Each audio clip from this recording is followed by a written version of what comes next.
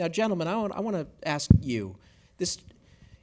At that point, Frank was arriving, but you had arrived. The two of you were at, and still are, you were at the height of your game. You, easy reader, and then street smart, and then Crazy Joe Clark, and then Glory. And Tim, you were Merlin in Top Gun.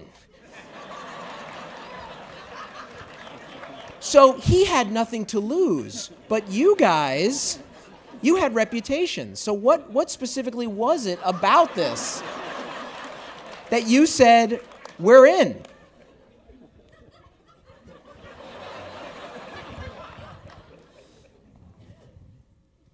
Who are you asking? I'm asking both of you what made you say yes to this project? It was an incredible script. Yes. I read the script without knowing which character I was being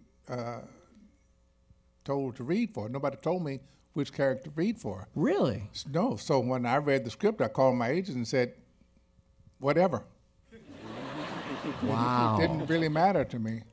And then he said, no, they want you to play Red.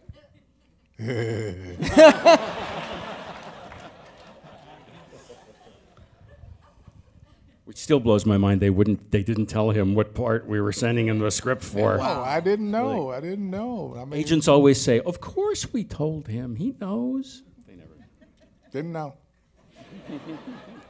But then when I did know, boy, I was like, okay, I own this. Funny, that's what I thought too.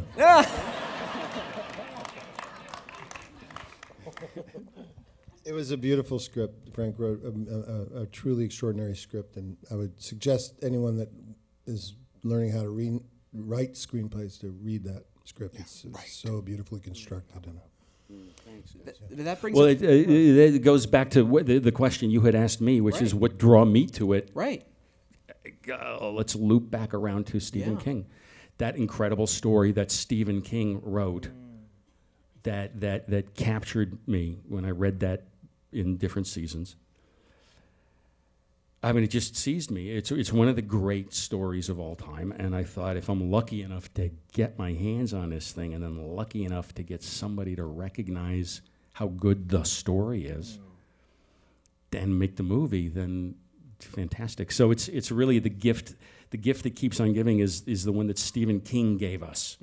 He gave that story to the world. I was able to co-opt it, steal it, borrow it, and then pass it on to these guys in the form of the screenplay. It's really, we're all responding to what Stephen King had given us, I think.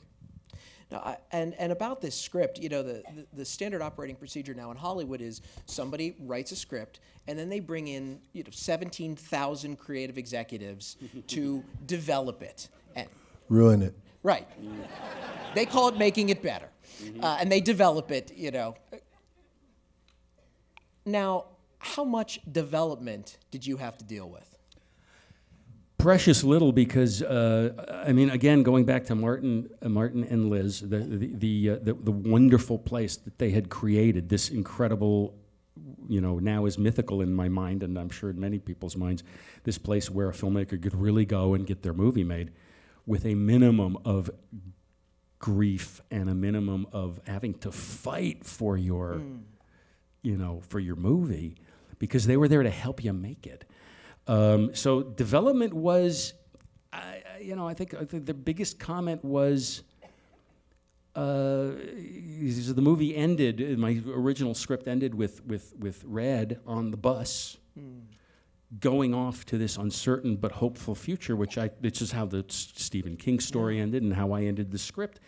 And they said, after putting the audience through 2+ hours of hell with these characters, you might owe them a reunion at the end of it. Would you please consider shooting a reunion of some sort, for the catharsis of the but they did it.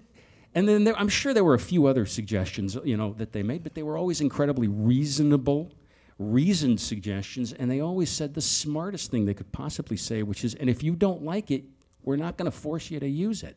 Wow. That ending also allowed us to end about 3-month shoot in St. Croix. Yeah. Sweet. A 3-month shoot in Ohio, in St. Croix. And St. Croix. Now, I mean, forgive me, but holy God, the heat, the humidity.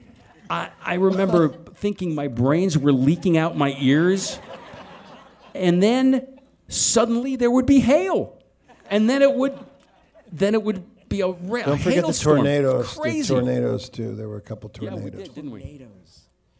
It was a brilliant location, though. I mean, all kidding aside, and they were so good to us, the folks from Ohio, Can I who ask? will beat the shit out of me because they're all in the first row.